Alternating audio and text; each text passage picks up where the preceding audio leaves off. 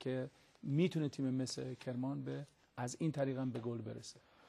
بله خیلی متشکرم از آقای مؤسس عزیز. میریم به شهر کرمان و ببینیم که بازی در این شهر چگونه میگذره با آرزوی پیروزی تیم مصر در مقابل نماینده کشور عربستان. آغاز اون رو آقای توما ماساکی از ژاپن به صدا در آورد. اجازه بفرمایید خدمتتون عرض کنم که تزوکا هیروشی و میاجیما کازوشیرو از ژاپن این داور رو کمک میکنن. داور چهارم هم آقای محمد موسا از اردن هست.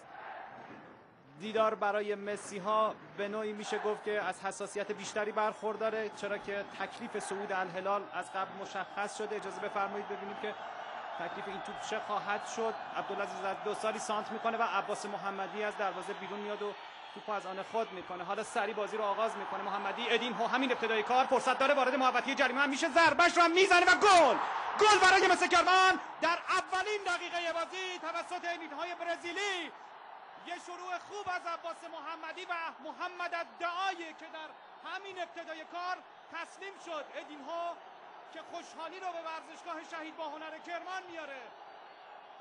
باریکلا به بازیکنان مصر و این کاپیتان تیم الهلال هست محمد الدعایی که اینطور مبهوت هنرنمایی این بازیکن برزیلی شد. در صحنه آهسته میتونید یه بار دیگه ملاحظه بفرمایید.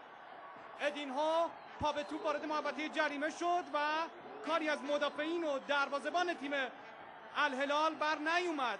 شروع خوب عباس محمدی هم تاثیرگذار بود در این گل که ادین‌ها به ثمر رسوند. خب حالا مطمئنا این بازی زیبا خواهد شد.